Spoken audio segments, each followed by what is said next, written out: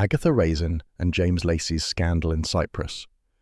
A cold January morning in St. Mary Mead turns unsettling when a harmless bundle of papers sparks a chain of secrets waiting to surface. Settle in for a classic village mystery full of quiet danger beneath the frost. Where in the world are you listening from tonight? And subscribe so you never miss upcoming mysteries. Carsely dozed beneath a thin autumn sun, the kind that looked warm through glass but felt like cold tea when one stepped outside. Agatha Raisin stood in her kitchen, glaring at a pile of post as if it had insulted her. Hodge lounged on the windowsill with the lazy air of a creature who felt that humans created entirely too much drama before breakfast. Agatha flicked ash into the sink and tore open the first envelope. A catalogue. The second, an offer for double glazing she did not need. The third was typed and foreign-looking. She squinted at the name on the return address and felt her stomach give a small, treacherous hop. Eleni Papadopoulos, she read aloud. Hodge flicked an ear. He always enjoyed mornings when she talked to herself. They usually led to events far more interesting than his food dish. Agatha slit the envelope with a fingernail and pulled out a single sheet of paper.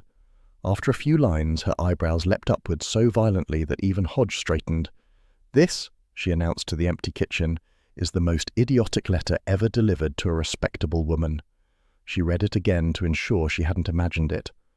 A Cypriot widow accusing James Lacey, James, of ruining her life 20 years earlier, threatening to come to England with proof unless he contacted her at once. Agatha felt a surge of fury so sharp it could slice onions. How dare some foreign woman scribble veiled threats about James Lacey, of all people? He was infuriating, yes, but hers to despise. Not some Mediterranean busybodies. Underneath the fury lurked something more irritating. A prick of jealousy. She hated that too. She paced the kitchen. Ruined her life, did he? What nonsense. A pause. Unless... Another pause. Longer. No, absolutely not. She lit another cigarette because thinking always required nicotine. James had been in the army. Cyprus, Lebanon, bits of Africa. He had a past. It was just that Agatha preferred his past to remain tidily sealed, like a cupboard stuffed with things one never examined. She folded the letter to tear it in half, then stopped. Burning it felt cowardly. She would confront James, wherever he was hiding these days, and demand an explanation. The doorbell rang with such theatrical timing she almost accused the caller of eavesdropping. She marched to the front door and flung it open. Roy Silver swept in on a gust of cold air and London perfume. "Darling Aggie, you look like a woman auditioning for a breakdown." "I do not," she snapped. "I look perfectly normal." Which is exactly what a woman auditioning for a breakdown would say. He shut the door with a flourish and eyed her cigarette. Stress smoking. Something dreadful has happened. A wrinkle, an unpaid bill. Charles Frayth engaged to someone with better hair. Agatha thrust the letter at him. Roy skimmed it, widening his eyes with relish. "Well, someone's been busy. Cyprus, romance, betrayal. It's practically an opera." He dropped onto her sofa. "Is James the villain? I always suspected he had hidden depths. Mostly dull ones, but still." "It's rubbish," Agatha said. "Complete rubbish." "Oh, darling, of course it is.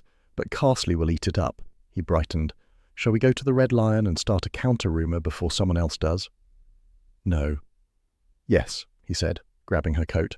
"Your nerves will thank me, and gossip is cheaper than therapy." Against her better judgment, she allowed him to shepherd her out.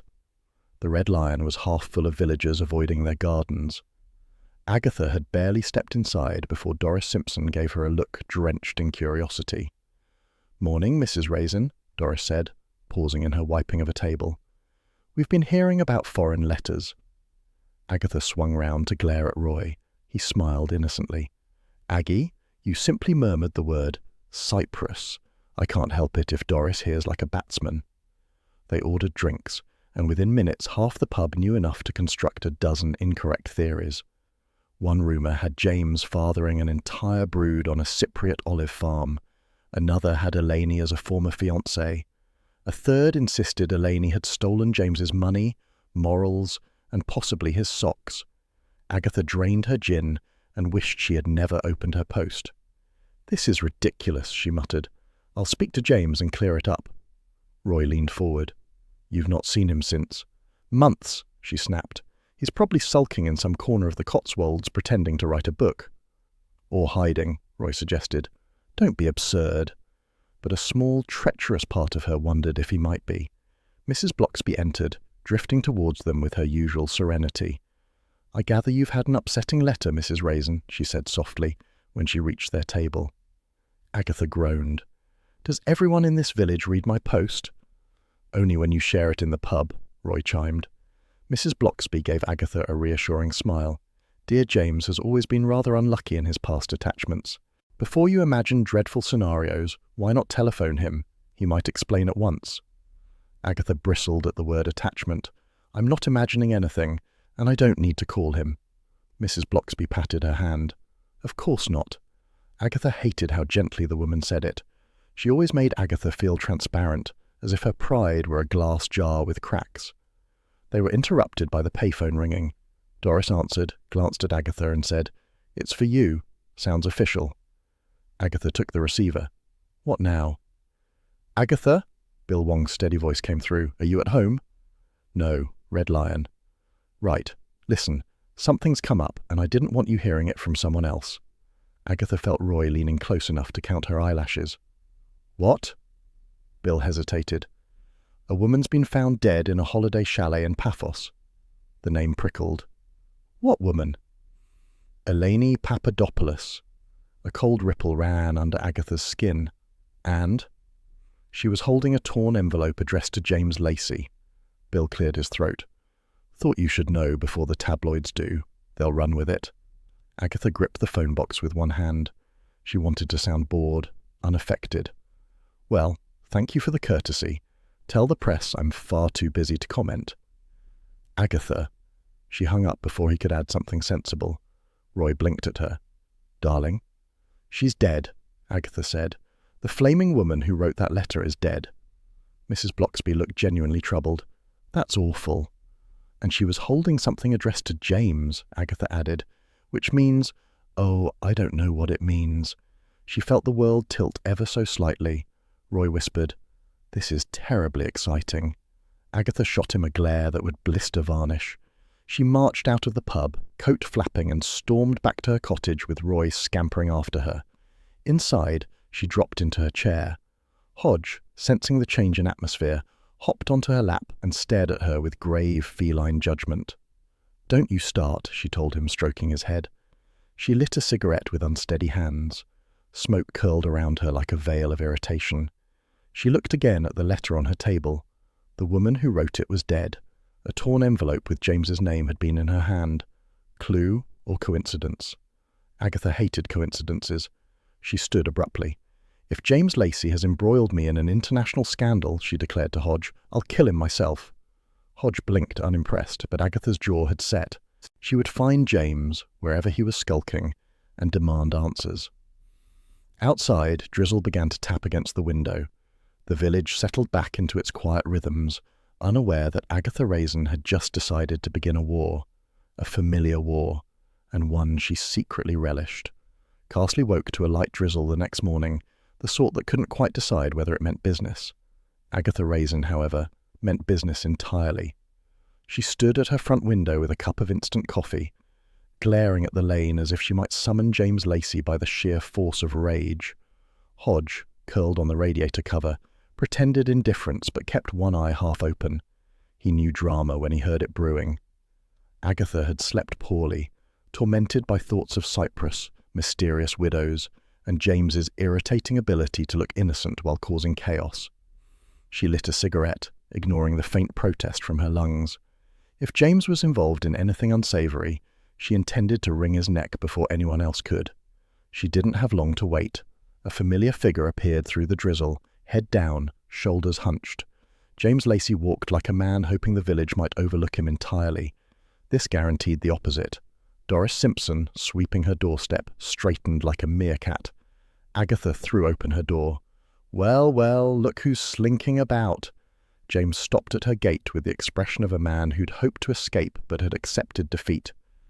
"Agatha," he said stiffly, "I was going to call." "Liar," she said and stepped aside. "Get in before someone photographs you." James obeyed, brushing rain from his jacket. He looked older than she remembered, more lines, more grey at the temples. Agatha resented noticing. "What brings you back?" she asked, arms folded. He hesitated. "You received a letter." "Yes, I did." She snatched it from the table. "From some Cypriot widow accusing you of ruining her life. Care to explain?" James read it with a small frown. "Eleni Papadopoulos. Good Lord, I barely remember her. It was a brief misunderstanding." Agatha snorted so loudly that a passing Ramblers group paused at the window. She glared until they continued on, whispering. "A misunderstanding?" she repeated. "That's what men say when they've behaved badly." "It was during a UN peacekeeping assignment," James said. "She misinterpreted my kindness, that's all." "Kindness?" Agatha echoed, dripping sarcasm. "And now she's dead. Holding something addressed to you." James stiffened. I haven't spoken to her in 20 years. Agatha watched his face closely. He looked genuinely shaken, which annoyed her. She had planned to enjoy berating him. "Come on," she said briskly. "We're going to the vicarage." Mrs. Bloxby received them with warm tea and a look of gentle concern. Her vicarage kitchen smelled of cinnamon and old books. Agatha always felt faintly dishevelled here, as though the room judged her untidy soul. "I'm sorry you're troubled," Mrs. Bloxby said, handing James a cup. "Tell us what happened." James repeated his explanation, this time with more detail. He and Eleni had met during a local administrative dispute. She was lonely, he was sympathetic, and she had mistaken sympathy for affection. "When I realized," he said, "I made it clear I couldn't reciprocate. She seemed embarrassed, nothing more. I thought it forgotten." Agatha folded her arms. People rarely forget things that embarrass them. Mrs. Bloxby looked thoughtful. Might someone else have used this to harm you? Someone with a grievance from that time? James hesitated. It was tiny, half a second, but Agatha pounced. "Who?" she demanded. "There was a colleague, Captain Marcos Vassiliou." James stared into his tea. He disliked foreigners, disliked officers from other nations even more. He always believed I'd interfered in a personal matter of his. Untrue, of course. "Of course," Agatha echoed dryly. James shot her a look. He was volatile, ambitious, the kind of man who holds grudges. Agatha's pulse quickened. A rival, a villain, delicious. So he might have killed her. "I didn't say that," James protested. "But you thought it," Agatha retorted, "and you came back here hoping to hide until everything blows over." Mrs. Bloxby gave her a mild look. "Now, Mrs. Raisin." "Well, he did," Agatha cried. "He skulks into the village with guilty shoulders and expects us not to ask questions." James's jaw tightened. "I came back because I was worried you'd be dragged into this. The press." "Too late," Agatha said. "The whole pub knows. Doris probably has it faxed to someone already." James looked pained. Agatha sat back, lit another cigarette, and exhaled a sharp cloud. Beneath her irritation simmered something worse, curiosity. And beneath that, the familiar tug of old feelings she preferred not to examine. She glared at her reflection in the teapot. "Well, there's only one solution." "Oh?" James asked. "I'll go to Cyprus," Agatha declared. "I'll find out what really happened before gossip ruins my reputation." "You're—" James stared at her. "Agatha, you needn't involve yourself. The local police can—" "James," she said briskly, "you have no idea how village gossip works. If I don't clear your name, people will assume the worst about me, and I won't have that." "This is absurd," James muttered. "Cyprus is dangerous. Foreign investigations—" "Nonsense," Agatha said. "I'll take Roy." From the hallway, Roy Silver himself appeared, feathered hair damp from drizzle. "Take me where?" he asked, pausing dramatically. "Cyprus," Agatha said. Roy clapped his hands. "Sunshine, murder, and you. This is marvellous." James looked horrified. "Absolutely not." "Absolutely yes," Agatha countered, "unless you'd like to explain everything to every gossiping crone in Carsely." The faint twitch at his mouth indicated defeat. He set his teacup down. "At least speak to Bill Wong first. He won't approve." "I never wait for male approval," Agatha said briskly. Bill Wong arrived at Agatha's cottage later that afternoon, still wearing his sensible detective coat. Agatha had wrung him partly for information, partly to show off her decisiveness. "You're going where?" Bill asked, staring at her. "Cyprus," Agatha said, "to investigate." Bill looked as though he wanted to sit down. "Agatha, don't. Foreign cases aren't your concern. I've solved plenty of cases, Agatha said proudly. In England, Bill reminded her, with English laws and English criminals. Criminals are criminals, Agatha said. Besides, I won't be alone. That's what worries me, Bill sighed. Please don't interfere. Let the Cypriot police handle it. Agatha waved away his concern. I'll be discreet. James made a choking noise that sounded suspiciously like a laugh. Bill turned to him. And you? What are you thinking? I tried to talk her out of it, James said helplessly. You know what she's like. Agatha bristled. Don't speak about me as if I'm not here. Bill rubbed his forehead. Agatha, just be careful. I'm always careful, she lied. Later, when everyone had gone, Agatha sat at her kitchen table, cigarette glowing in the dim light. Hodge nuzzled her elbow, demanding attention. Oh, hush, she murmured, stroking him. Someone must clear up this mess. She opened her battered address book, dialed the travel agent in Mercester, and booked 2 flights to Paphos, one for herself, one for James. In case he tries to run away, she murmured. She hung up with a small, grim smile. Outside, drizzle whispered across the village roofs. Carsely settled into evening, unaware that Agatha Raisin had once again flung herself headlong into trouble. Hodge stretched, unimpressed. Agatha exhaled smoke and squared her shoulders. She had a mystery to pursue, and an ex-husband to wring answers from. Tomorrow, Cyprus. The moment Agatha Raisin stepped off the plane in Paphos, the heat slapped her across the face like an insult. She stopped dead on the tarmac, squinting at the bright sky with deep suspicion. The air shimmered. Bougainvillea blazed pink and purple. Somewhere nearby, someone was frying fish. Good grief, she muttered. Who decided holidays should feel like oven doors? Roy Silver bounced beside her, wearing sunglasses so enormous they could have been satellite dishes. Darling, it's marvelous. Heat, colour, exotic intrigue, a perfect place to be murdered or fall in love, preferably both. James Lacey, trudging behind them with military resignation, said nothing.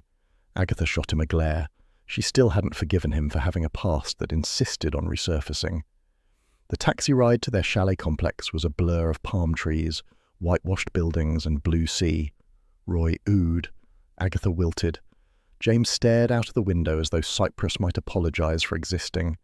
Their chalet complex, Sunset Palms, was a half-charming, half-tacky arrangement of cottages, each with a small terrace and a view of either the sea or a car park. British pensioners wandered about like slow-moving tortoises.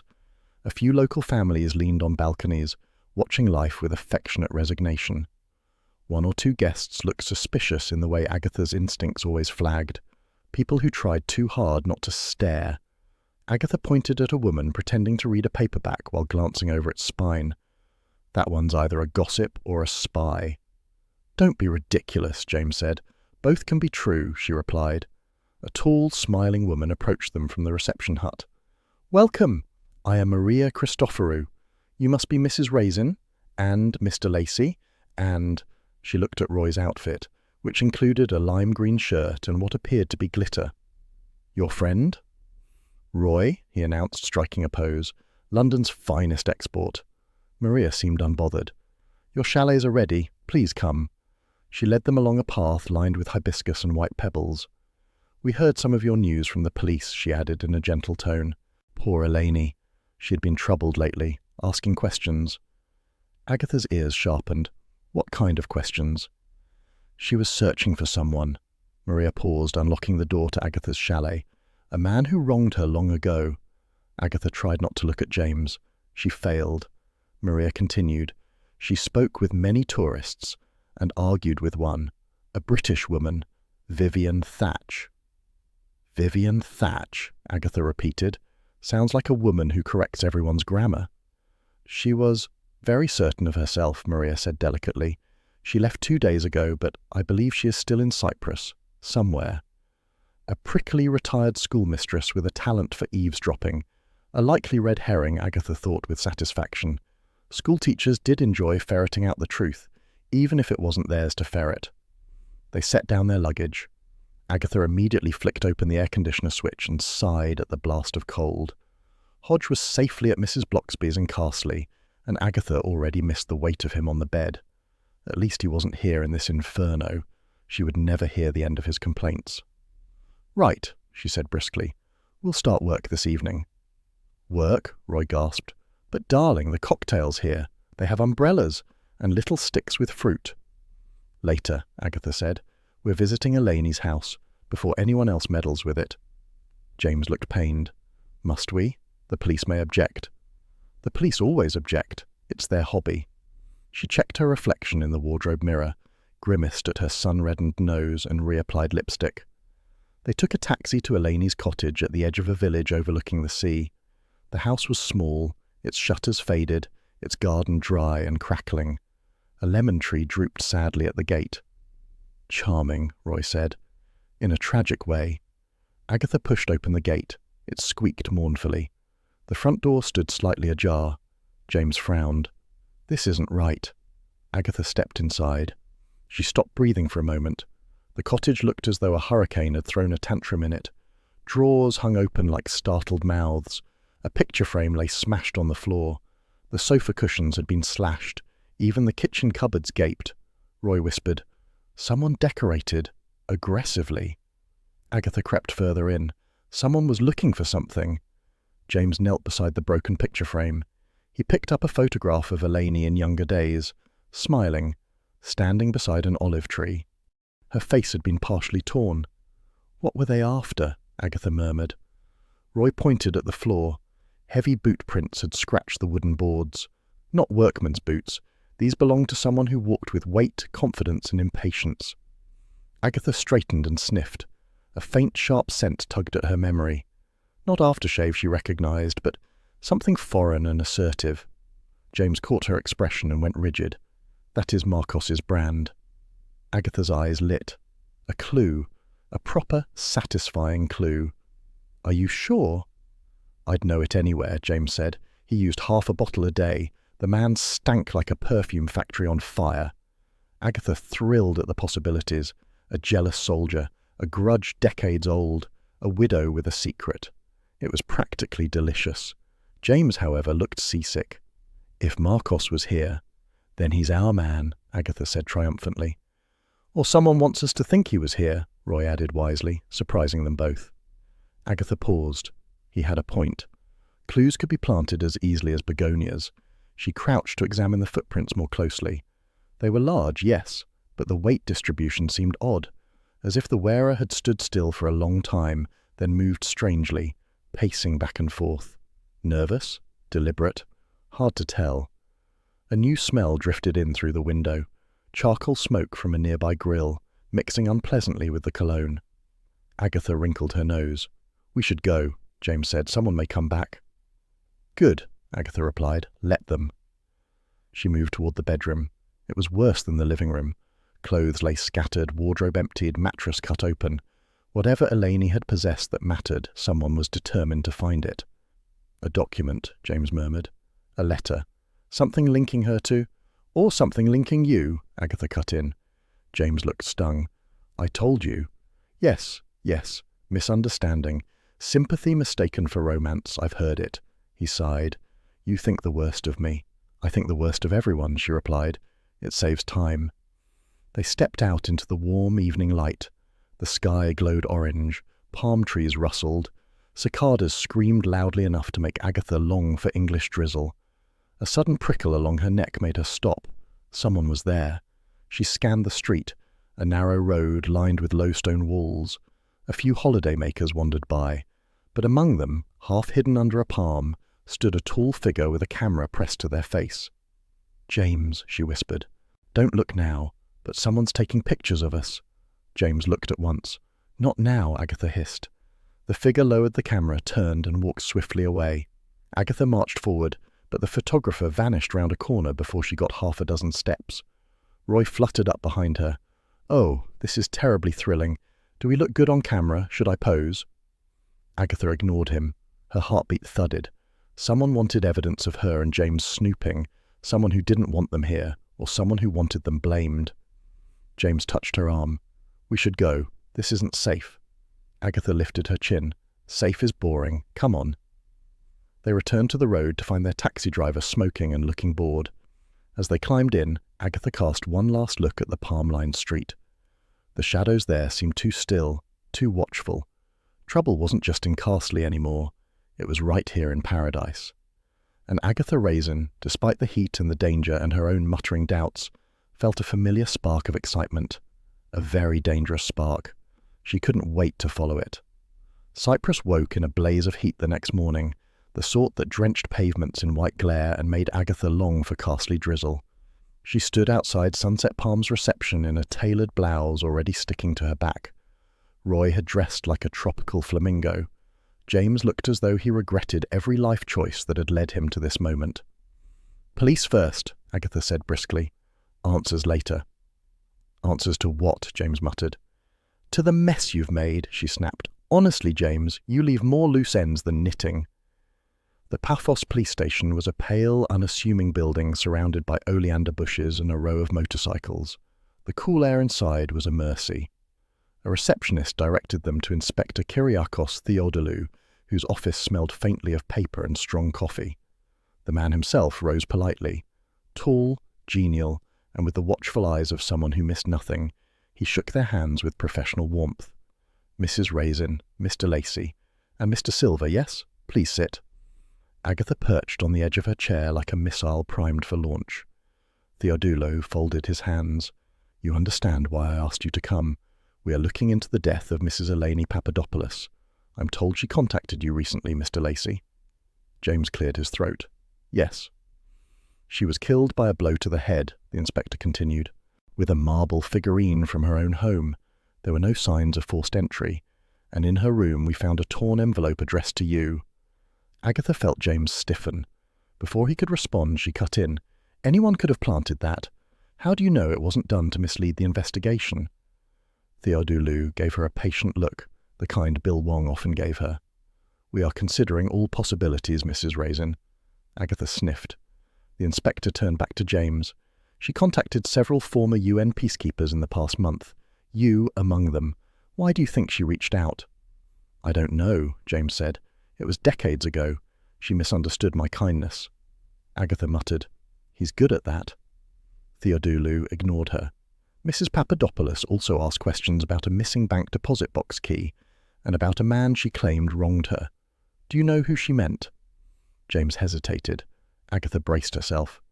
"Possibly Captain Marcos Vassiliou," he admitted. "A colleague, not a friend." "This man disliked you?" Theodolou asked. "He disliked everyone," James said, with rare emphasis. Agatha leaned forward eagerly. "He wears awful cologne. We smelled it in her ransacked house." Roy added, "It lingered like an unwanted dinner guest." Theodolou scribbled a note. "We will look into him, but for now, I would like your permission to search the items Mrs. Papadopoulos left behind." "Of course," James said. "And Agatha and I will assist," Roy said brightly. The inspector sighed. It was the sigh of a man who had raised 3 children and solved too many petty thefts. "I expected no less." They followed him down the corridor to a small evidence room. Boxes sat stacked neatly on metal shelves. Theodolou pulled one forward and opened it carefully. Inside lay personal letters, a few photographs, a cracked ceramic bowl, and a worn scarf. Agatha pounced on the photographs. "Let me see. There might be something incriminating." "Mrs. Raisin," the inspector warned. Yes, I'll be gentle."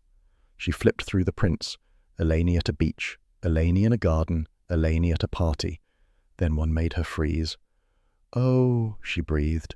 "James, look." A photo showed Eleni 20 years younger, smiling shyly beside James, and nestled in James's arms was a baby, chubby, content, and unmistakably fond of him. Agatha stared at the picture. The room went still. James flushed. "It's not what it looks like." "It looks like you holding a baby," Agatha said coldly. "It was her niece," he said. "Eleni asked me to hold her during a farewell gathering, that's all." Roy whispered. "He held a baby? That's practically a confession." Agatha rounded on him. "Be quiet, Roy." James took a steadying breath. "I didn't know she kept this. It was nothing." Nothing. Yet Eleni had treasured the photo. Agatha glanced at Theodolou. He was watching James with professional interest. "We will keep this for now," the inspector said. "It may help us understand her frame of mind." Agatha muttered, "Some women get sentimental over the wrong men." Theodolou raised an eyebrow at her tone but said nothing. He sorted through more items, a jewellery box, receipts, a postcard from a cousin. "Here," he said, "a notebook, possibly a diary." Agatha reached for it, but he held it back. "No, I will read it first." "Spoil sport," she said under her breath. They returned to Sunset Palms under the blazing midday sun. Agatha hated how her sandals stuck to the pavement. Roy trotted beside her, chatting about local boutiques. James walked silently, brow furrowed. Maria, the chalet manager, hurried over. "You have news?" Agatha relayed what they'd learned. Maria looked troubled. "Elaine's marriage was not happy," she said quietly. "Her husband died some years ago, but he left. Difficulties, debts, secrets. She tried to fix everything. Sometimes she asked me about a key, a deposit box key. I told her I didn't know." Agatha eyed her. "Did you?" Maria hesitated. She thought someone had taken it from her. She glanced around, and she spoke to a British woman, the schoolteacher, very nosy. "Vivian Thatch," Agatha said, "the one who glares at everyone as if marking them." Maria nodded. "She argued with Elaine in the courtyard 3 days ago." "Over what?"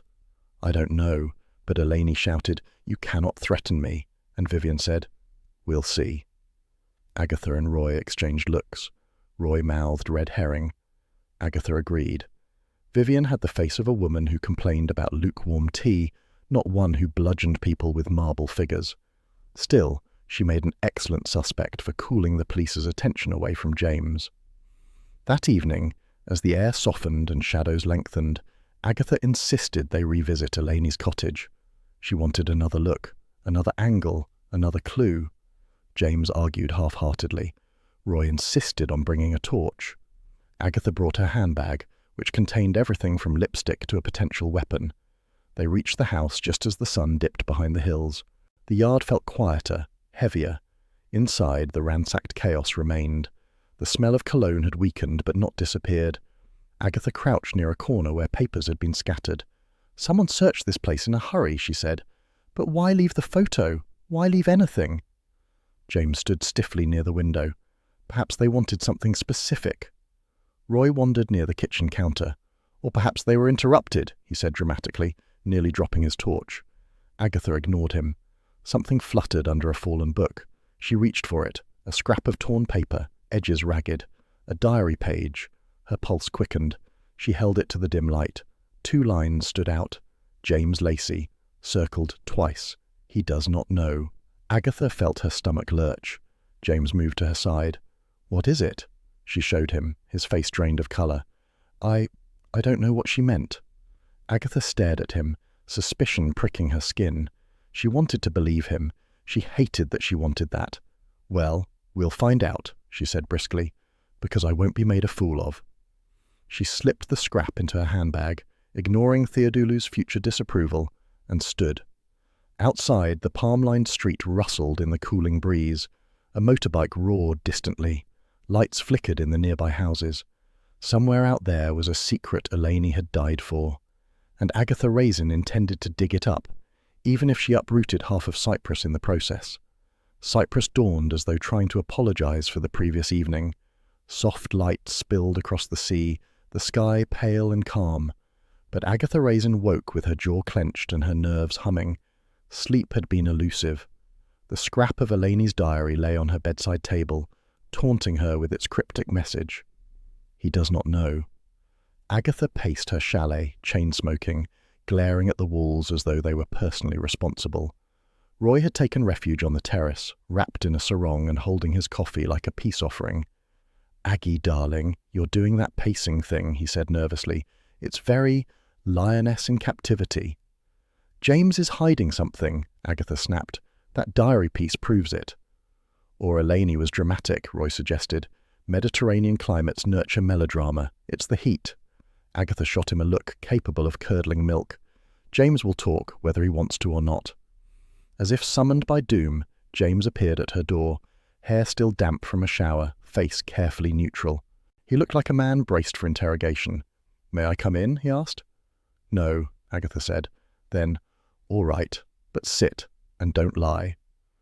James sat gingerly on the corner of a chair. "Agatha, I truly don't know what Elaine meant." She thrust the diary scrap at him. "Then explain this." He studied it a long moment. His brow tightened with memory. Eleni once accused someone of stealing humanitarian supplies during our mission. Medical kits vanished. Food parcels too. She believed Captain Markos Vasiliou was responsible. Was he? Agatha demanded. I don't know, James said slowly. But she confronted him, loudly. He blamed me, claimed I'd reported him. Did you? No, James said firmly. I wasn't even aware of the accusation until later. But Markos never believed me. Agatha's pulse quickened. So he had a motive. A good one. Agatha, that was decades ago. Grudges simmer beautifully over time, she said, like stews. Roy fluttered his hands. Shouldn't we find this Markos before he finds us? Agatha nodded. Get dressed properly. We're hunting him down. They found Markos in a taverna near the harbour. Roy had achieved this through what he called PR persuasion, which Agatha suspected involved flattery, exaggerated eyelashes, and hinting at famous contacts he didn't possess. The taverna was shaded and buzzing with mid-morning chatter.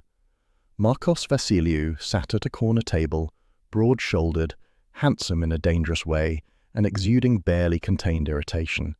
He rose as they approached, eyes fixed on James with icy disdain. You, he said. I heard you were here, dragging English chaos with you. James stiffened. We need to talk, Markos. Markos snorted. We needed to talk 20 years ago. You chose otherwise. Agatha stepped forward, projecting her most intimidating posture. Mr. Vasiliou, we're not here for nostalgia. We're here about Eleni Papadopoulos. Something flickered in his eyes, annoyance, perhaps fear, but he shrugged. Terrible news, but it has nothing to do with me. You expect us to believe that? Agatha said. Markos leaned back in his chair. Believe whatever you like. I haven't seen her in years. Really? Agatha said. Because someone matching your scent was in her house. Roy nodded sagely. It lingered. Very assertive cologne.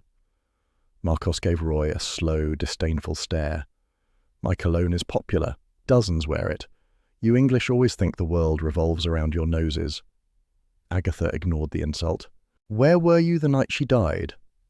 Drinking by the harbour, Markos said shortly. Alone. How convenient, Agatha retorted. How honest, he countered. Unlike some nations, we do not embellish our failings. James bristled. This isn't about nations. Everything is about nations, Markos said. Eleni interfered with things she should have left alone. If she provoked the wrong people, that is her doing, not mine. Agatha didn't miss the phrasing. The wrong people. Plural. Interesting. She leaned forward. Did someone else want something from her? Markos's jaw tightened. Ask your own countrymen. Many tourists pass through her village. Many snoop. Many steal. Agatha felt the insult as keenly as a slap, but she stored his words away. He was hiding something, but not necessarily murder. She studied him. His anger felt genuine, but grief was absent. Guilt? Hard to read. Too much ego in the way. We'll be in touch, she said finally. I hope not, he replied, sitting again with dismissive finality. As they walked back into the glaring sunlight, Roy let out a shaky sigh. He's terrifying, in a tall, dark and dangerous way, like a villain in an old Greek tragedy, or a perfume advert. Agatha ignored him. She was replaying Markos's expression, the flare in his eyes when they mentioned Eleni, the odd mix of defensiveness and disdain. He was involved, but how? They were nearly back at the chalet when a voice cut across the path like chalk on a blackboard. Mrs. Raisin, Vivian Thatch approached, wearing a beige sun hat that made her look like an irritated mushroom. Her lips were pursed in permanent disapproval. Mrs. Raisin, she said again, I must speak with you, privately. Agatha braced herself. What now? I know who killed that woman, Vivian whispered dramatically. Roy's eyes widened. James sighed. Vivian continued. I saw that Greek man, Mr. Vasiliou, leaving Eleni's house the evening she was killed. I saw him with my own eyes. Soldier's walk, aggressive posture. I knew he was trouble. Foreign tempers are very volatile. Agatha stared at her. Her internal lie detector beeped. Why didn't you tell the police? Agatha asked. I intended to, Vivian said, chin lifting, but they didn't ask me. They didn't know you existed, James muttered. Vivian ignored him. "I was walking to the shops. I passed Elaine's house. I saw that man leave. Very suspicious indeed." Agatha narrowed her eyes. Vivian had the zeal of a person who loved being crucial, loved being seen. That alone made her account questionable. "Did you see his face?" Agatha asked. "Not clearly," Vivian admitted, "but it was him, I'm certain." Roy whispered, "Oh dear, classic attention seeker." Agatha agreed privately. Vivian had presented a red herring so neatly wrapped it could be displayed in a deli counter. But it did confirm something. People had been watching Elaine's house, and at least one of them was lying. "Thank you, Miss Thatch," Agatha said politely. "We'll pass this along." Vivian seemed offended by the brisk dismissal. "You should treat witnesses with more respect." "I will," Agatha said, "when they appear trustworthy." Vivian puffed up like an angry hen. "Really, I'm only trying to help. Some people don't appreciate civic duty." She marched off in a flurry of disapproval. Roy exhaled. That woman would report her own reflection if it looked at her funny. Agatha rubbed her temples. "She's a nuisance, but we should tell Theodolou." Inspector Theodolou met them in his office with weary patience.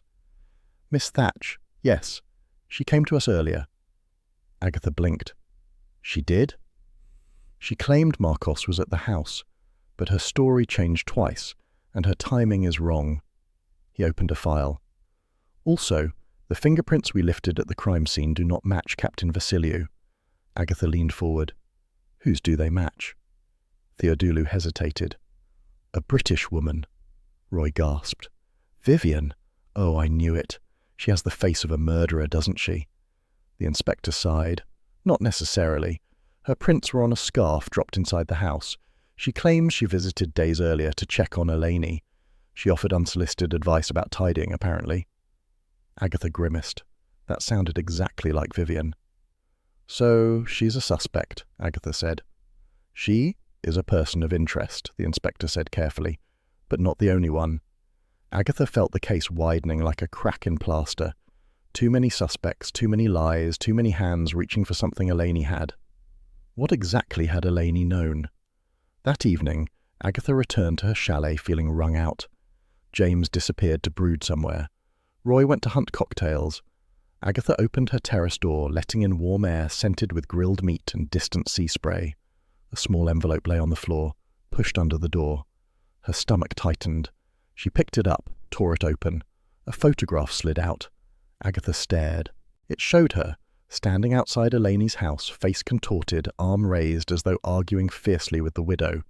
It was a fabrication, a composite, but convincing, horrifyingly convincing. She hadn't argued with Elaine. She'd never even met her. Her pulse hammered. Someone was framing her. She sank onto the bed, photo trembling in her hand. "Oh no," she whispered. "Not again." Carsely had taught her one truth. Gossip travelled faster than reason. If this photo reached the police, or worse, the tabloids, she'd be torn apart. Her breath grew sharp, angry. "If someone wants a fight," she said aloud, "they've picked the wrong woman." Her voice didn't tremble, but her hands did. Cyprus greeted Agatha the next morning with a merciless sun, a sky too blue to trust, and the faint smell of grilled fish drifting on the breeze. None of these things improved her mood. She stood at the terrace of her chalet, staring at the forged photograph in her hand. Her heart pounded, though she would have denied it even under interrogation. Someone had slid it under her door. Someone had watched her movements closely enough to construct a lie. Roy emerged from his chalet next door, wearing a silk robe with flamingos printed on it. He caught sight of the photograph and let out an operatic wail. "Aggie! Oh, heavens no! They've framed you. You'll end up in a Cypriot prison. Do you know what the uniforms are like? Beige." "Stop shrieking," Agatha snapped, though relief seeped through her annoyance. Roy's panic was familiar ground. Her own felt more dangerous. James appeared moments later, looking drawn, as if sleep had been a rumour rather than a reality. One glance at the photo and his face tightened. "This is absurd," he muttered. "A clumsy forgery." "Clumsy or not," Agatha said, "it means someone's frightened, or desperate, or stupid, possibly all three." Roy made a small sound and collapsed theatrically onto a sun lounger. "I can't cope," he declared, fanning himself. "I simply can't." "Oh, do get up," Agatha said. "You weigh as much as anxiety." But beneath her sarcasm lay a tremor of fear. If the police saw this photograph before she explained it, she could be dragged into the centre of the storm. Cyprus was sunny, but its bureaucracy had the cold heart of a tax office. Maria, the chalet manager, hurried over when she spotted them. "Is everything all right?" she asked, her voice calm but her eyes sharp. Agatha hesitated, then showed her the photograph. Maria frowned deeply. "I am very sorry," she said. "Someone is trying to frighten you." "It's working," Roy muttered. Maria touched Agatha's arm with gentle firmness. "Do not panic. Eleni had disagreements with locals, with visitors, even with a British couple who organised tours. Tony and Daphne Cartwright. They run a small company for tourists. Cheap excursions, gossip included." Agatha's instincts flickered. "What sort of disagreements?" "They argued 2 weeks ago," Maria said. "Eleni asked them to take her to a certain place. They refused. She shouted at them. I don't know why." Agatha's eyes sharpened. "Where?" Maria hesitated again, a meaningful hesitation. "An old farmhouse, I think. Up in the hills. She was very insistent." Roy brightened. "A farmhouse? Abandoned? Haunted, maybe?" James groaned. "This is going too far. We should go home." "Nonsense," Agatha said briskly. "We're joining one of their tours." "Why?" James demanded. "Because," Agatha said, pocketing the photograph, "people who know everyone's secrets rarely stay quiet for long." Tony and Daphne Cartwright were not difficult to find. Their tour minibus, painted an unconvincing shade of turquoise, was parked near the harbour, decorated with peeling stickers of dolphins and cartoon suns. A handmade sign read, "Cyprus on a budget. See everything, except refunds." Tony, a wiry man with darting eyes, stood beside the bus smoking nervously. Daphne, round-faced and cheerful, waved as though greeting old friends. "Hello, lovelies," she chirped. "2 for the morning tour? Or 3? Oh, and your handsome friend is welcome too." She fluttered her eyelashes at James, who pretended not to hear. "We'd like to join your tour," Agatha said. "Smashing," Daphne said. "Only £12 each. Cash preferred." Agatha paid. Roy drifted aboard the bus, admiring the questionable decor. As the vehicle sputtered to life, the Cartwrights launched into their routine. Daphne narrated loudly and with great enthusiasm, pointing out every olive grove, bakery, and minor archaeological ruin. Tony drove with the air of a man always expecting police pursuit. Agatha watched them both carefully. Daphne's chatter seemed genuine, but Tony's eyes kept flicking to the rearview mirror as though expecting trouble. Halfway through the trip, while Daphne described the tragic history of a fort that had never been involved in anything tragic, Tony let something slip. "Of course not all places are safe," he muttered, "like that farmhouse up in the hills. Should have been pulled down years ago." Agatha leaned forward. "What farmhouse?" Tony flinched. "Just a place. Nothing special." "Eleni Papadopoulos thought it was special," Agatha said. Tony's hands tightened on the wheel. "She wanted me to take her there. I said no. Too dangerous." "Dangerous how?" Agatha pressed. He grimaced. "Old, crumbling, full of wild dogs and God knows who else. I'm not risking my business carting tourists up there." "But she asked you repeatedly," Agatha said. Tony's silence confirmed it. Daphne, sensing tension, turned back to them. "She was a handful, that one," she said brightly. "Always poking about. Asking questions. Not healthy, is it?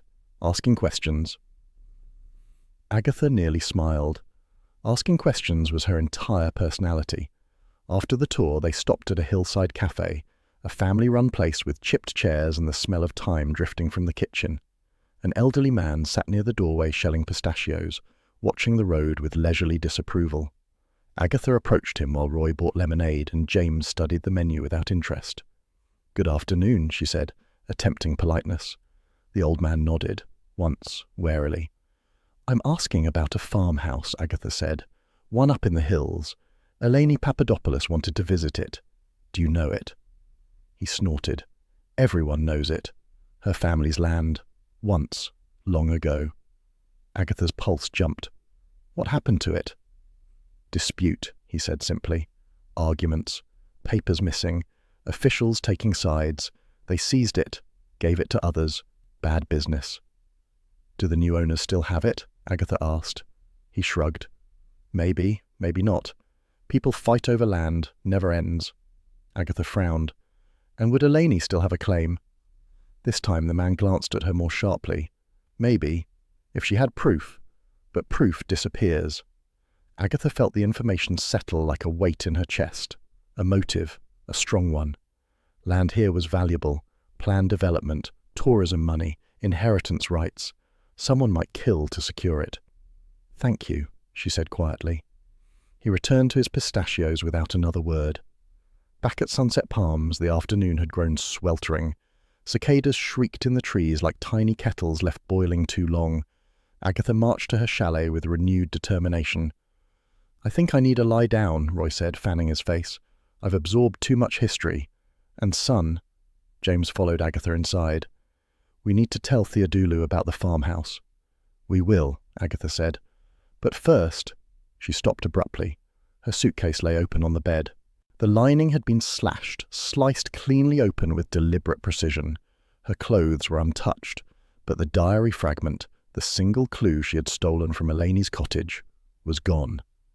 Agatha stared at the empty lining. A cold, creeping anger seeped through her limbs. Someone had entered her space. Someone had searched with careful hands. Someone had wanted only one thing, the scrap of Eleni's diary. He does not know.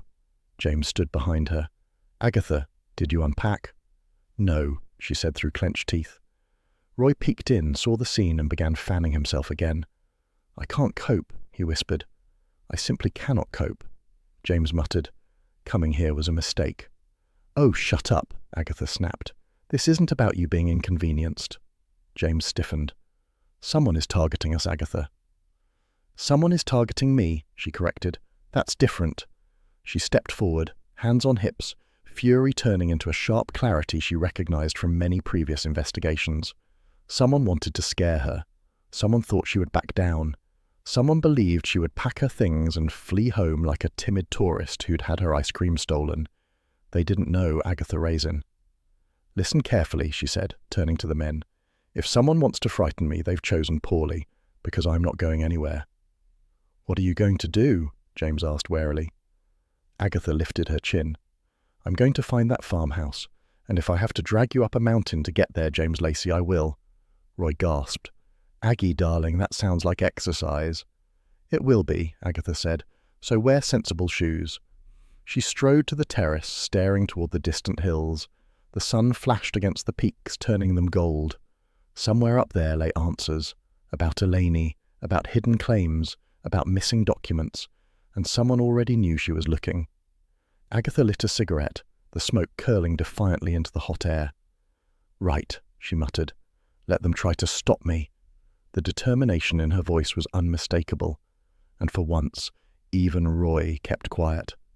Cyprus woke blisteringly hot the next morning, as though trying to melt away all traces of mystery through sheer solar force. The cicadas shrieked their endless chorus. Agatha Raisin, however, woke in a mood fierce enough to scorch the island herself. She gulped down instant coffee, crushed her cigarette into a saucer, and strode onto the terrace like a general readying for battle. She was going to that farmhouse if it killed her, and quite possibly James. Roy tottered out of his neighbouring chalet wearing sunglasses so large they made him look like a startled dragonfly. "Aggie, I've barely slept. That photo kept haunting me. I had dreams of you being marched off by Greek policemen. Very stylish, but upsetting." "We're going to the farmhouse," Agatha said firmly. "Before breakfast?" Roy squeaked. James appeared, hair still damp, face tight. "You cannot be serious." "I am," Agatha said. "Someone took the diary scrap from my suitcase. Someone who wants to slow us down, which means we're on the right path." "Or someone wants to lure you someplace dangerous," James said quietly. "Same thing," Agatha replied. Maria hurried across the courtyard, breathless and anxious. "Mrs. Raisin, Mr. Silver, Mr. Lacey, please, Inspector Theodolu has been trying to reach you, and there is someone else here." A familiar voice cut through the heat. "Agatha!" Bill Wong strode toward them, already sweating through his sensible detective shirt. He looked as though he regretted every decision that had led him to travel from England to Cyprus for the sole purpose of preventing Agatha's death. "Bill?" Agatha blinked. "What are you doing here?" "Maria phoned me," Bill said. "She said you were about to get yourself killed." Nonsense, Agatha said, looking offended. We're just visiting a farmhouse. In the hills, Marie added. Very remote, very dangerous. Roy nodded gravely. There might be wild goats, and spiders, and possibly ghosts. There are no ghosts, James muttered. There are always ghosts, Roy insisted. Agatha clapped her hands. Enough. Bill's here now, so you can all stop whining. We're going. Bill gave her a look of weary affection. Fine, but I'm driving. The drive into the hills was a dusty, bone-rattling affair. They squeezed into a rental jeep that smelled of sun cream and sweat. The landscape shifted from holiday postcard to harsh scrubland. Sun-bleached rocks, brittle grass, occasional bursts of colour from bougainvillea clinging stubbornly to abandoned sheds. Charming, Agatha muttered. Perfect place to hide a body or lose a tourist. Bill kept his eyes on the narrow road. Just hold on, we're nearly there. After 40 minutes, the farmhouse came into view, if farmhouse was still the right word. The structure sagged in the heat, half collapsed, its roof partly caved. The whitewash had peeled, leaving bare stones stained by sun and time. It felt abandoned, but not empty. Agatha stepped out of the jeep, shielding her eyes. Good heavens, I've seen more inviting haunted houses. Roy clung to the car door. Aggie, darling, the place is dreadful. I absolutely love it. Bill surveyed the scene grimly. Stay close, and don't touch anything you don't have to. Inside, the farmhouse smelled of dust and secrets. Sunlight filtered through gaps in the roof, illuminating motes that danced lazily in the warm air. The floor was cracked. A few pieces of broken furniture remained, as though someone had once attempted to make the place livable before giving up. Agatha spotted footprints immediately. There, Elaine's, same shoe size as in the cottage. Bill crouched to inspect them. Recent, perhaps a week. James scanned the walls. She must have been searching for something. A document, Agatha murmured. A deed. Something she could use to reclaim the land. Something glinted beneath a toppled table. Agatha moved toward it and lifted a torn envelope, its bank emblem faded but recognizable. She was here, she whispered, looking for whatever she'd hidden. Bill examined it. Someone tore this open. Whatever was inside is gone. Agatha walked slowly around the room, her instincts sharpening. Something about the air felt disturbed, not just by Elaine. Someone else had been here after her. Near the far wall, a floorboard sagged slightly. Roy stepped on it and squeaked. Aggie, the floor's trying to murder me. It's loose, Bill said, kneeling down. He ran his fingers along the edge of the board and gave it a careful push. It lifted with a small, sulky creak. Agatha crouched beside him, heart thudding. Beneath the board was a shallow hollow, dusty and tight. Bill reached in and pulled out a brown, crumpled envelope with a faded bank logo on the front. The flap had been torn open. Safe deposit receipt, he said, squinting at the slip inside. Elainie closed a box at the bank 3 days before she died. Agatha felt a sharp jolt of satisfaction. So whatever was in that box is gone. Someone got to it before she did, or before we did. And people don't kill for nothing.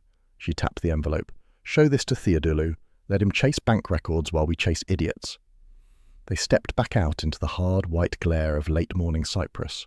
As they walked toward the road, Agatha's eye snagged on a motorbike leaning against a broken section of wall, half hidden by scrub. Hold on, she said, moving closer. A deep, fresh scrape scored the side of the bike's frame, metal gouged as if something had hit it hard. Bill crouched to look. Recent, he said. Matches the height of something like... He glanced at the keys in his hand and the ridge along the edge. If this caught it, it would leave a mark like that. Agatha's mind ticked rapidly. So whoever rode this has been up here very recently, maybe trailing Elainie, maybe trailing Tony, or maybe just sniffing around the same prize. The sun beat down. The farmhouse loomed behind them, full of old dust and fresh trouble. Right, she said briskly. We give the inspector the receipt, mention the bike, and see who starts to sweat first. By the time they reached Coral Bay, the sky had turned the colour of dull pewter, and the wind had risen in restless bursts that sent palm fronds snapping like anxious hens. Agatha stepped out of the police car with her chin raised against the grit stinging the air. She felt alive in the way she always did, just before the truth surfaced. Sharp, alert, and faintly irritated that she had not seen everything sooner. Roy clambered out behind her, clutching his silk scarf dramatically around his neck. It's like the last act of an Agatha Christie, he moaned. All we're missing is a thunderclap. Don't tempt fate, Bill Wong muttered, slamming his door. James stood stiffly, eyes narrowed at the deserted beach huts scattered like forgotten toys across the shoreline. Theodulu strode ahead of them, purposeful and weary in equal measure. Tony Cartwright is inside, he said over the rising wind. A fisherman recognized him from our description and reported it. He's been hiding for hours. Agatha felt the first pulse of triumph. Tony might be pathetic, but he was also the one thread left unpulled. They approached the hut, its blue paint peeling, its windows streaked with salt. A single lantern glowed inside, trembling with the gusts. "Stay back," Theodulu warned. Agatha naturally did not. She pushed past him and flung open the door. Tony Cartwright jolted upright like a startled rabbit. His face was pale, his hair sticking to his temples. The moment he saw Agatha, he sagged in defeat. "Oh no," he groaned, "not you lot again." Agatha marched in, her finger pointed like a spear. "Where have you been? Do you have any idea the trouble you've caused?" Tony sputtered. "I didn't kill her. I swear it." "Then start talking," Agatha barked. Roy stepped in behind her, trying to hide behind Bill but failing miserably. Theodolu closed the door and folded his arms. "Mr. Cartwright, we found your abandoned minibus. Mrs. Cartwright has provided her statement. It's time for you to provide yours." Tony looked as though he might faint. "I only wanted the documents," he whispered. "That's all. The papers about the land. The developers were offering money. Good money. Daphne said it was foolish, but you didn't kill Eleni," Agatha said, studying him. Tony shook his head violently. "No. When I got to her house, she was already dead. I panicked. I searched everywhere for the documents, but they were gone. I thought someone had beaten me to it." Agatha watched him closely. Tony was trembling like a wet spaniel. He had neither the strength nor the cold nerve to kill someone with a marble figurine. He could barely survive a strong breeze. "Why didn't you call the police?" James demanded. "I was scared," Tony wailed. "I thought they'd blame me. They'd say I'd done it. And then when I heard she was dead, I thought maybe the developers would still want something." "You're a coward," Agatha said, though not unkindly. "And cowards do stupid things, but murder isn't one of them." Tony wiped his nose on his sleeve. "Thank you," he whispered. Wind slammed the side of the hut so hard that Roy screeched and clutched Bill's arm. The lantern flickered sharply. Theodolu knelt beside Tony's minibus keys, lying discarded on a crate. He lifted them, studying a deep groove along the metal edge. Agatha leaned in. "What's that?" Theodolu's eyes sharpened. "This scrape matches the mark on the motorbike we found at the farmhouse." Agatha's breath caught. Someone had followed Tony there. Someone taller, someone stronger, someone more determined than the jittery man before them. She replayed everything: Maria's kindness, her helpful suggestions, her earnest concern, her near-constant presence. "Oh, hell," Agatha whispered. James looked at her sharply. "What?" Agatha turned toward the door just as it opened. Maria stepped inside, her hair whipped by the wind, her smile soft and sad.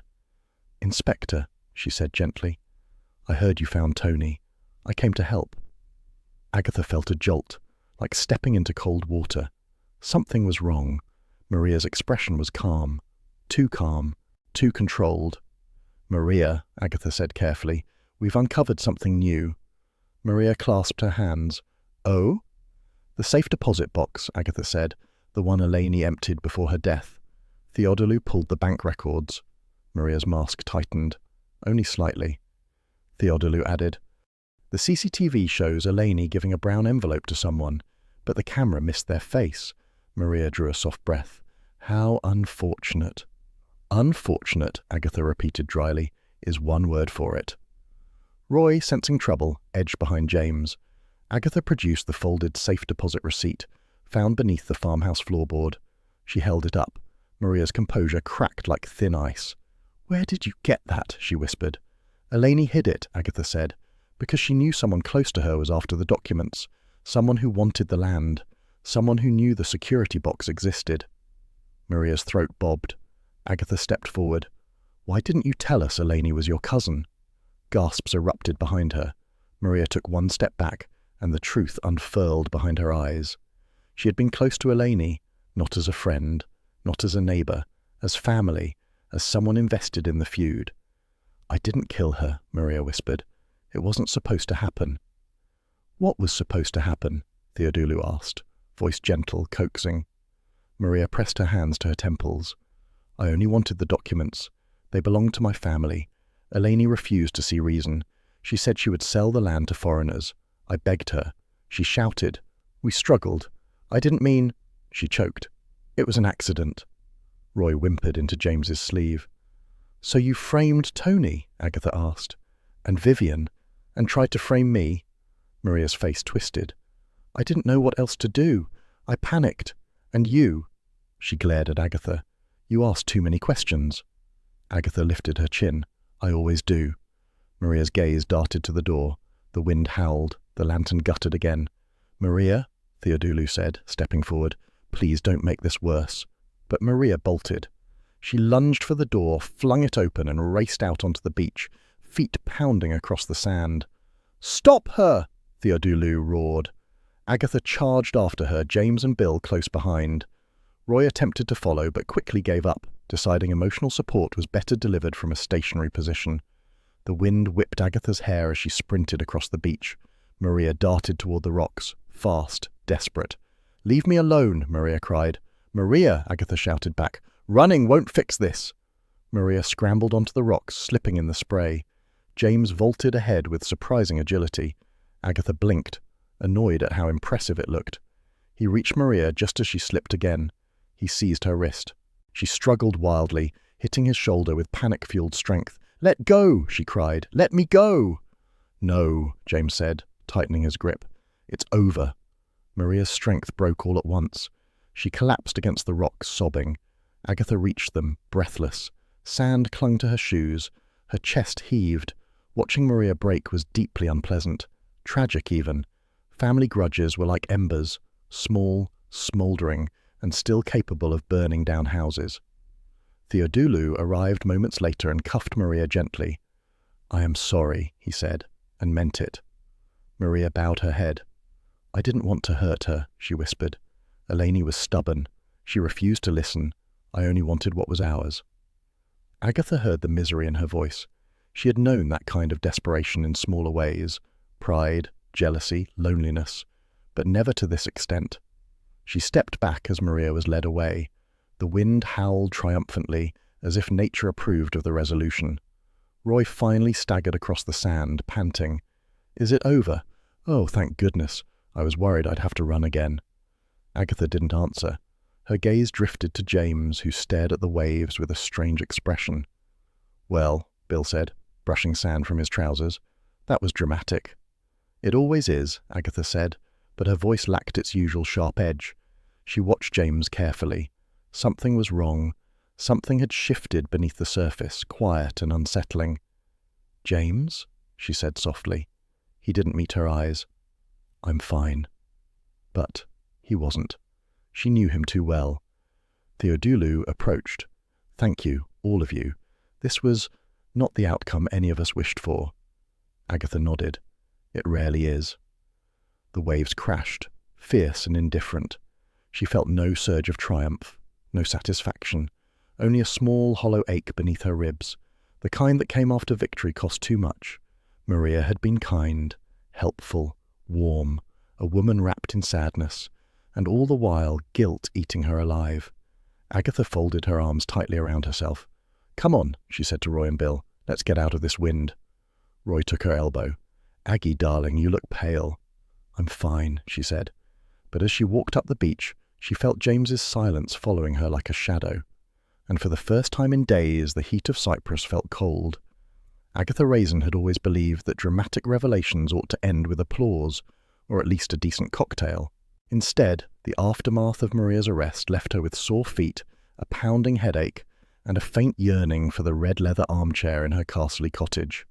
Cyprus was beautiful, yes, but beauty was overrated when one had been chased across beaches, lied to by managers, framed with forged photographs, and nearly kidnapped by bureaucracy. Now, with the sun dipping low over Paphos, she stood watching Theodulu wrap up the case with diplomatic grace. The inspector spoke with the polished calm of a man who had handled many crises and expected several more by tea time.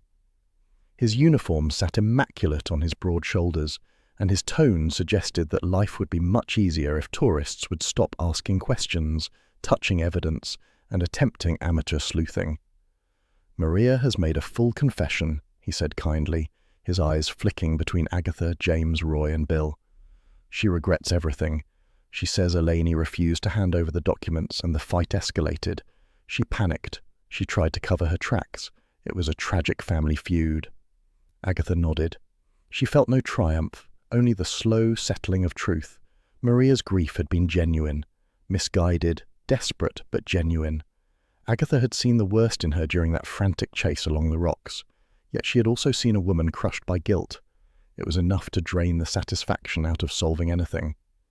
"Tony will be charged," Theodulu continued, "but only with theft and attempted fraud. He will not face murder charges." Tony Cartwright, sitting on a bench nearby with his head in his hands, looked relieved enough to weep. Daphne hovered beside him, patting his arm and giving Agatha a look of exhausted gratitude. Roy sniffed dramatically. "He's lucky," he murmured. "If I'd done half of what he did, I'd have been locked in an orange jumpsuit." "This isn't America," Agatha said. "We don't do orange." "Still unflattering," Roy replied. Bill stepped forward, professional composure masking his own fatigue. "Inspector, thank you for letting us stay involved." Theodulu gave him a warm nod. "You and your colleagues have been spirited allies." "Spirited?" Agatha echoed, arms crossed. "Is that Greek for interfering?" He chuckled. "Sometimes." Vivian Thatch materialized like a harassed ghost, clutching her handbag so tightly the strap creaked. Her beige sun hat drooped like a wilted mushroom. "Inspector," she announced, "I am returning to Britain immediately. I have had enough of foreign climates, foreign cooking, and foreign danger." "Good idea," Agatha muttered. "You," Vivian continued, turning on Agatha with accusatory indignation, "brought chaos wherever you went. I've never experienced such disorder during a holiday. I'm writing a letter to my MP." "Tell him I said hello," Agatha replied sweetly. Vivian huffed and marched away, her sandals kicking up sand. Roy clasped his hands to his chest. "Aggie, darling, you survived villains, thieves, liars, and a woman wielding an emotional vendetta, and yet it's Vivian who exhausts you the most." Agatha sighed. "She does it deliberately." James hovered nearby, unusually silent. Now that the case was resolved, his stiff politeness had returned like an unwelcome rash. He cleared his throat. "Agatha," he said quietly, "you did very well." She waited. She waited longer. Surely he would apologize. Surely he would acknowledge that she had risked her neck, again, for him. Surely he would recognize she had flown across Europe because his past had come knocking. He added, "Thank you." Agatha blinked. A thank you? That was it? She felt a surge of annoyance so strong she almost kicked a beach pebble. "Thank you?" That was what one said to someone who held a door. Roy muttered under his breath, "Heavens, such romance, I can barely stand it." But Theodulu nodded approvingly. "It is good of you to appreciate her help." James shot the inspector a strained smile. Agatha resisted the urge to roll her eyes. The sun fully dipped, bathing Coral Bay in bronze and purple. Theodulu turned to the group with a sigh of completion. "This case is now formally concluded. You are all free to return to Britain when ready. And, Mrs. Raisin, thank you for your instincts. They were accurate, if somewhat exhausting." Agatha's lips twitched. "I do what I can." They returned to Carsely 2 days later, flying from Paphos to London on a crowded flight packed with sunburnt British tourists. Roy spent most of the journey complaining about legroom. Bill tried to read. James brooded over a newspaper. Agatha stared out the window, arms folded, thinking far too much. By the time they reached her cottage, the familiar sight of honeystone walls and neat front gardens brought her a wave of relief. Carsely, for all its gossip and pettiness, had never seemed so welcoming. Doris Simpson, Agatha's cleaner, was waiting on the doorstep with the expression of a woman who had been dying to share news. "Mrs. Raisin," she cried, "we've all heard. Everyone. Such excitement, such scandal. They're saying you seduced a Greek shipping magnate and solved an international crime." Agatha blinked. "What?" Doris nodded vigorously. "A shipping magnate with a yacht and a tragic past. Some say you broke his heart." Roy burst into delighted laughter. Aggie, you've improved in the retelling. Bill coughed. None of that is remotely true. Since when has that mattered? Doris said. Agatha brushed past, pretending irritation but secretly savouring every syllable. Inside her cottage, the air smelled of lavender polish and safety. She inhaled deeply. Home. Minutes later, a soft knock came at the door. Mrs. Blocksby entered with a teapot balanced on a tray, her eyes full of warm concern. "My dear Mrs. Raisin," she said, "you must be exhausted." Agatha sank onto her sofa. "I'm fine." Mrs. Blocksby set the tray down. "You always say that." Agatha accepted a cup of tea, attempting nonchalance. "It was nothing I couldn't handle." "Quite," Mrs. Blocksby murmured, in the gentle tone that always made Agatha feel both comforted and exposed, though it sounded dangerous. "It's always dangerous," Agatha said, "but people exaggerate." "Doris said you seduced a shipping magnate." "Oh, for heaven's sake," Mrs. Blocksby smiled. "Carsely misses you when you leave. You give people something to talk about." Agatha sipped the tea, letting warmth seep into her bones. She had missed this. Calm, order, kindness without expectation. "Bill says the local paper wants a quote," Mrs. Blocksby added. Agatha perked instantly. "Do they? Well, I suppose I could say something tasteful." "And modest," Mrs. Blocksby said. "Let's not get carried away." Mrs. Blocksby laughed softly. Agatha felt a pang of returning normalcy. Cyprus had been hot and chaotic and unnerving. Carsely, in all its nosy charm, felt like a well-worn jumper she had forgotten she loved. That evening, as dusk crept across the village, James arrived at her door. He stood awkwardly on her mat, his hands clasped behind him as though fearing they might misbehave. "Agatha," he said. "James." Silence stretched between them like a fraying rope. "May I come in?" he asked. "If you must," she said, though her voice softened. He stepped inside. The faint scent of lavender lingered in the air. Hodge padded in, tail upright, inspecting James with bored indifference. James took a seat, stiff as ever. "I wanted to speak to you privately." Agatha braced herself. He would apologize. He would acknowledge her bravery. He would... "I wanted to clarify something," he said. Agatha's heart squeezed. Perhaps he would finally tell her he appreciated her. Perhaps... "Eleni," he continued, "once believed herself in love with me." Agatha nearly choked on her tea. "Did she?" "Yes. She misread things. I never returned her feelings, but I didn't handle it well. I avoided the matter. It caused complications." "Clearly," Agatha muttered. James looked at her for a long, sincere moment. "I want you to know, if I seemed ungrateful in Cyprus, it wasn't intentional. I admired the way you handled everything, truly." Agatha felt her face heat. She prayed it looked like sunburn. "Well, someone had to deal with it." "Yes," James said softly, "and you always do." Agatha's throat tightened. She was dangerously close to emotion, which she despised almost as much as aging and flat champagne. "Right," she said brusquely, standing. "Well, thank you for saying so. You'd better be off." James hesitated. For a moment, she thought he might say something foolish or wonderful, but he merely nodded. "Good night, Agatha." "Good night." He left. The door clicked shut. Silence settled. Agatha stood in the centre of her sitting room, hands trembling ever so slightly. She had faced murderers without flinching, but one sincere sentence from James Lacey made her feel as fragile as spun sugar. "Idiot," she muttered, to herself or to him, she wasn't sure. Hodge stretched luxuriously across the armchair, utterly unimpressed by the emotional turbulence of humans. "You're no help," Agatha said, lighting a cigarette. The smoke curled upward in a soft grey ribbon. She almost felt peaceful, almost. Then she noticed it. A postcard slipped halfway under her door. Her pulse quickened. She crossed the room and picked it up. On the front was a photograph of Coral Bay, the exact beach where Maria had confessed. On the back, no message, no signature, only a single postmark from Cyprus. Agatha stared at it, a slow smile spreading across her lips. "Oh, wonderful," she murmured. "Another mystery." Hodge yawned. Agatha tapped the postcard lightly against her palm. "Let them try," she said, and Carsely settled around her, quiet as dusk, ready for whatever came next. Carsely lay under a pale, drizzly sky, the sort that made roofs shine and hedges drip in half-hearted apology.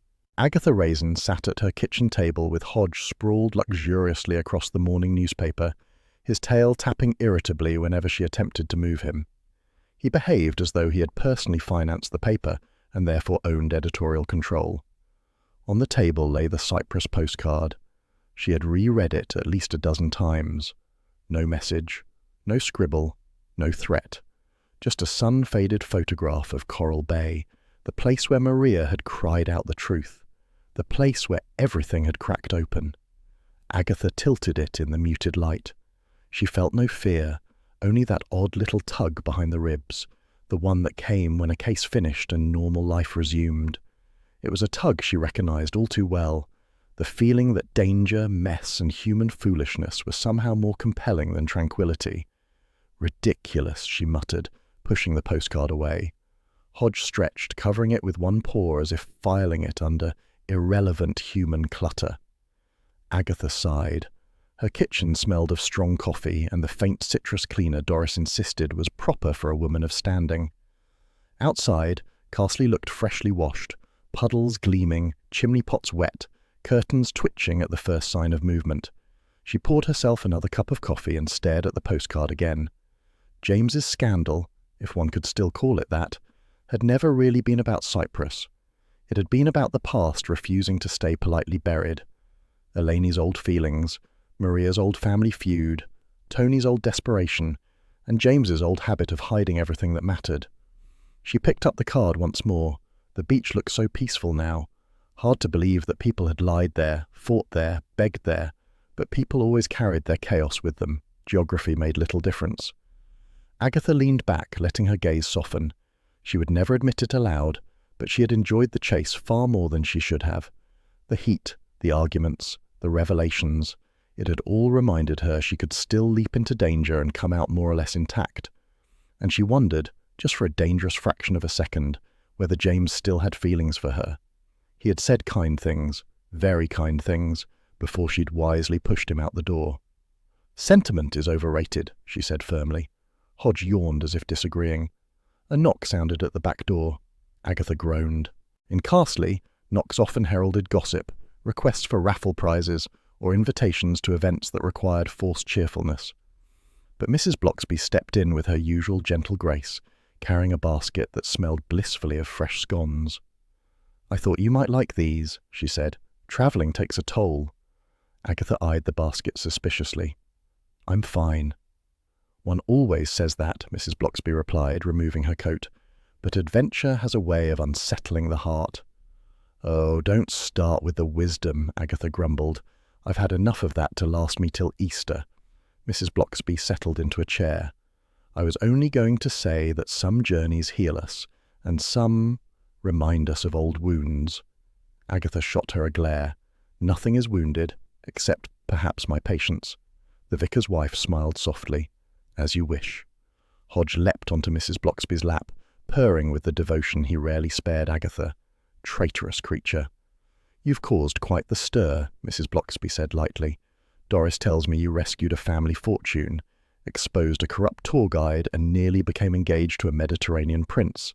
Agatha snorted. "Doris needs a hobby." "You are her hobby," Mrs. Bloxby said sweetly. Agatha felt a reluctant smile tug at her mouth. She poured tea for them both, ignoring the soft rain pattering the window as if applauding her survival.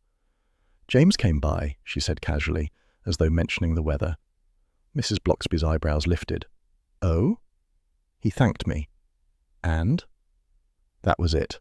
Mrs. Bloxby regarded her with warm amusement. Sometimes a thank you is the beginning of something, or the end of something, or simply what it appears to be.